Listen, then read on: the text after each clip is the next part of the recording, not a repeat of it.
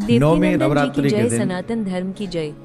माँ सिद्धदात्री की पूजा की जाती है, जो ज्ञान और पूर्णता की देवी हैं। इस दिन विशेष रूप से केतु ग्रह को मजबूत करने के लिए तिल से बना हुआ भोग माँ सिद्धदात्री को लगाना चाहिए, और जिनके केतु इत्यादि की ग्रह कुंडली में खराब हों उनको माता रानी के इस मंत्र का 108 बार जाप करना चाहिए। नवमें नवरात्रि के दिन ओम देवी सिद्धदात्रै नमः, ओम देवी सिद्धदात्रै नमः। तो इसका 108 बार जाप करने से माँ की कृपा प्राप्त होती है। अभी जब प्रसंग चल ही रहा है तो एक और बात हम बता दें। नवरात्रि प्राण में कन्याओं का पूजन करना परम आवश्यक है, और कन्याओं के पूजन करने से सुख समृद्धि ऐश्वर्य वैभव हमारे घर में आता है। विधि विधान से नवरात्रि व्रत करने वाले मनुष्य को, नवरात्रों का पूजन करने वालों को, माँ की पूजा करने वालों को चाहिए कि 9 कन्याओं को आदर पूर्वक अपने घर में बुलाए और उनका पूजन करे। क्या मिलता है? श्रेष्ठकर पूजा का जो आयु है, कन्या के पूजन की जो आयु होनी चाहिए वो 2 साल से लेकर 10 साल तक की होनी चाहिए, उसे कन्या माना गया है।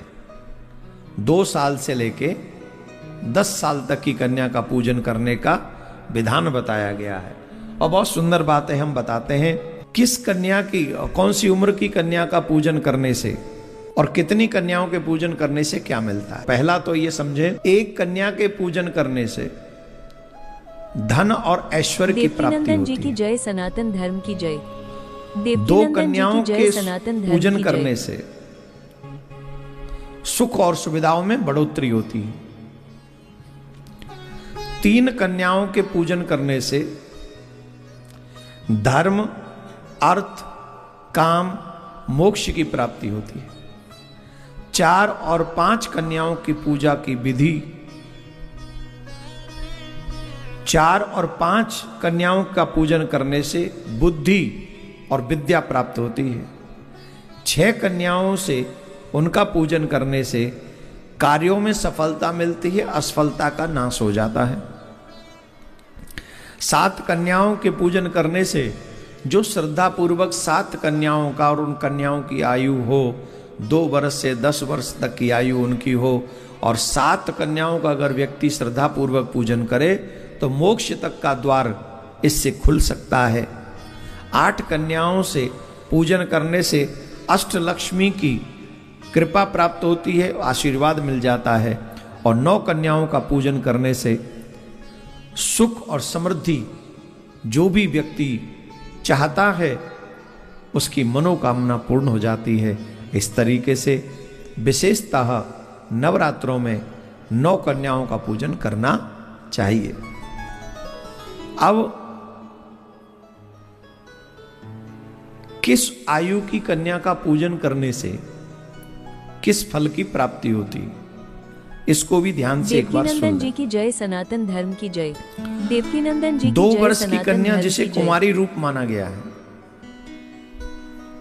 इस आयु की कन्या का पूजन करने से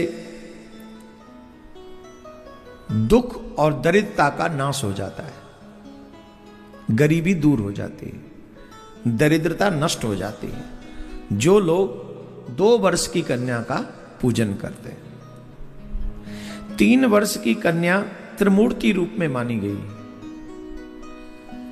3 वर्ष की आयु की कन्या का पूजन नवरात्रों पे करने से धन और वैभव की वृद्धि होती है।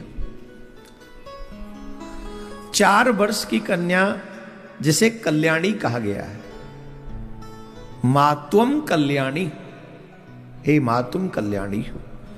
तो जो 4 वर्ष की कन्या का पूजन करते हैं वो कल्याणी मां के रूप का पूजन करते हैं। इस आयु की कन्या का पूजन करने से जीवन में उन्नति प्राप्त होती है, सफलता प्राप्त होती है। 5 वर्ष की कन्या जिसे रोहिणी रूप कहा गया है, इस आयु की कन्या का पूजन करने से व्यक्ति के रोग नष्ट हो जाते हैं, कष्टों का देवकीनंदन जी की निवारण हो जय, जाता है, सनातन धर्म की उसके कष्ट जय। जो है वो मिट जाते देवकीनंदन हैं। जी की जय, सनातन 6 धर्म वर्ष की की जय। कन्या कालिका का रूप मानी गई है। इस आयु की कन्या का पूजन करने से ज्ञान और यश की प्राप्ति होती है। 7 वर्ष की कन्या जैसे चंडिका का रूप माना गया है। इस आयु की कन्या का पूजन करने से भक्ति प्राप्त होती है, धन और वैभव बढ़ता है। 8 वर्ष की कन्या संभावी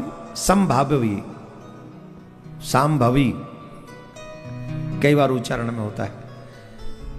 8 वर्ष की कन्या जो है सांभवी के रूप में मानी गई है। इस कन्या का पूजन करने से अगर कोर्ट कचहरी चल रही हो, परेशानी चल रही हो, तो उसमें न्याय मिलता है, उसमें मां हमें सफलता दिला देती है, संघर्षों में हमारी विजय होती है। 9 वर्ष की कन्या जिसे दुर्गा कहा गया है, उस कन्या का पूजन करने से जीवन में आने वाली जो बाधाएं हैं, समस्याएं हैं, कष्ट हैं, प्रॉब्लम्स हैं, उनका आने से पहले ही निवारण हो जाता है। एक बात कहें,